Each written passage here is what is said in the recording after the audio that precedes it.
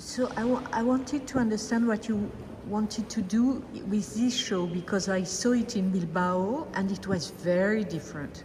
And here we have the feeling that it's more smooth in our evolution. So what was your aim? Well, since Helen Frankenthaler is not that well known in Europe, it was important to us to show a survey that really shows her development. That's why we started in 1950 and 51 to show what she did before she invented soak stain technique, but also we wanted to show all the decades during which she developed her work, all the way until 2002. But what did she invent? Well, it was the soak stain technique, first of all. The what? The soak stain technique. Yes. She painted on the floor with a canvas that was not prepared, with oil color that was diluted. And so the canvas could soak up the whole color. And that gives you a completely different effect compared to painting oil paint that lies on the top of the canvas. And it's a more physical process of painting, it's abstract painting, and it's painting for which she defined the edges at the end of the process. When did she invent it, sir? She invented it in 1952, when she was just 23 years old. So she was very young, very courageous, and very innovative. And do we know where it comes from? Well, she studied all the painting that was being done at that time, Arshile Gorky, Willem de Kooning, but of course most important was Jackson Pollock, who already painted on the floor, but in a very different style. Yes, for sure. So what was her inspiration, you think?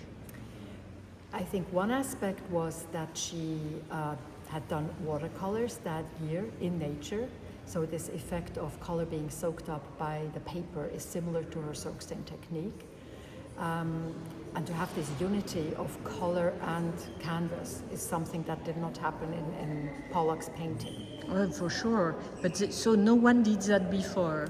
No one did that. And it's also about pouring color on a canvas and not controlling the distribution of color completely. But she had this talent to allow coincidences and chance and then take over control and manipulate the color at a certain moment. So that's a very new process at that time. And did she speak about this aspect of chance?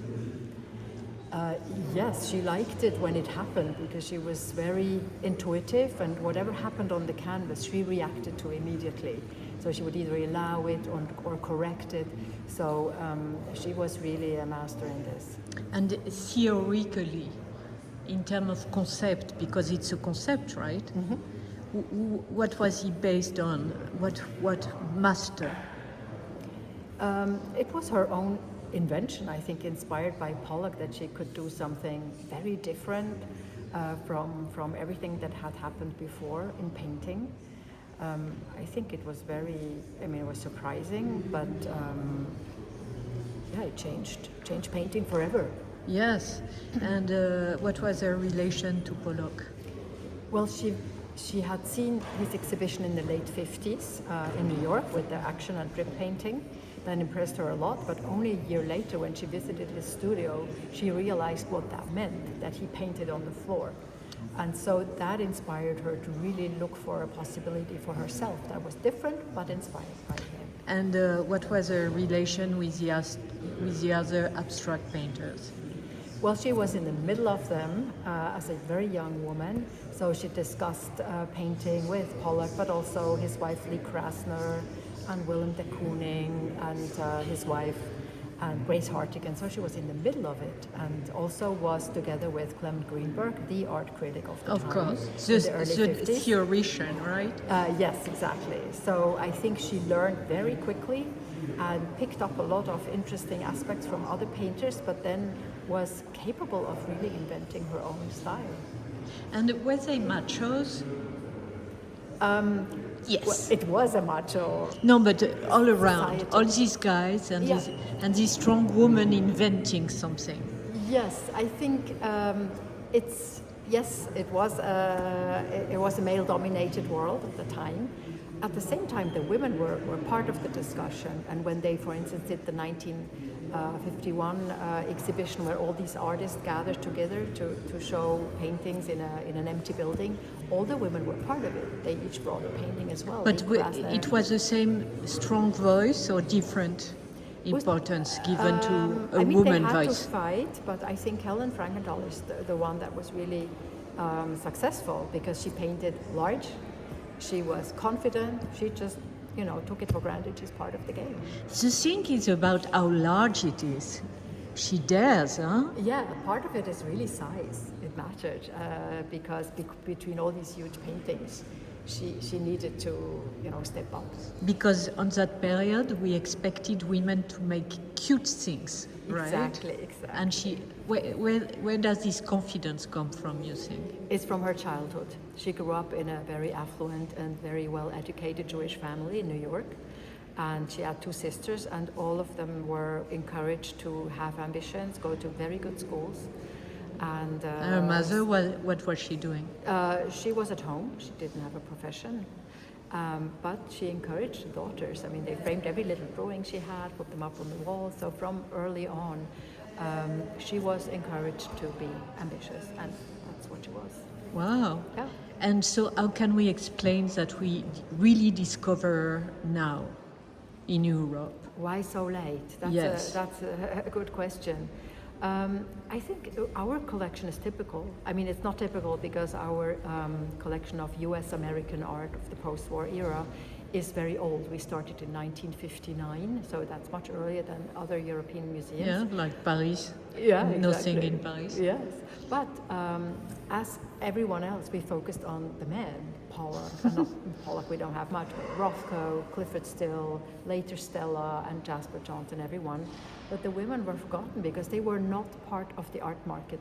I think that's something that changed. She had no gallery? She had a gallery, but I think it seems when Pollock died in 1956, and he became the star of the art market and prices went up like crazy, the women had a harder time to be part of it. I mean, they had galleries, they showed their work, they were considered important, especially Frankenthaler. She had a retrospective in 1960 when she was 31, so that's really amazing in New York. But in terms of the market, that was so important for museums to know what they would buy, what was important. The women were neglected and only discovered later. And the museum curator were afraid to make mistake. Probably, yes, because already they were quite expensive, the paintings by the men. So, and for instance, the director of the Kunstmuseum Basel, Christian Gehlhar, in the 80s, he had written about Helen Frankenthaler in an art magazine in the 70s, and obviously was also taken by her painting. But once he was a director of Kunstmuseum Basel, no word about her anymore. Wow. So it's a power game, and it was all the exhibitions that came over from the US were focusing on men. So they bought the art of men, and now we have so to change that. what changed? What was the change in time? The key moment? Key moment. I think it's a change of generation in museum directors and curators. It started for us with Joseph Helfenstein, who came from the US in 2016, and he already started to have a stronger focus on women artists. I mean, we've done it a little bit before, step by step, but only now with Elena Filipovic, who became our director 2 years ago, we really got another push and really take this strategy more seriously and really focus on it. And so it works when we all, join forces. And last question, did she practice a special technique, the technique she invented until the last days? Well, the soak stain technique remained important until the end.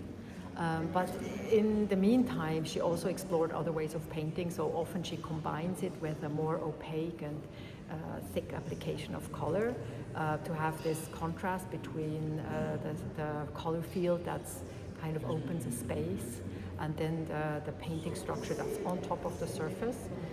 So she explores many things, but it always remains important for her. And there's no problem of conservation? No, not Because she didn't prepare the canvas, you said. No, because the color is soaked up by the canvas.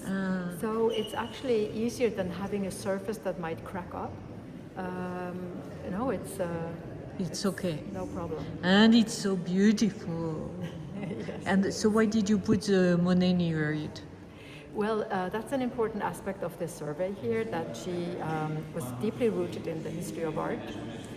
So she herself picked artists like Monet, Matisse, also Marie Laurencin or Manet, Courbet. We can think about the colors of Marie Yes, Laurencin. exactly. But even Titian and Rembrandt, and she studied these paintings in Europe, mainly on her trips when she visited the Louvre, the Prado. It's like a dilution of the subject.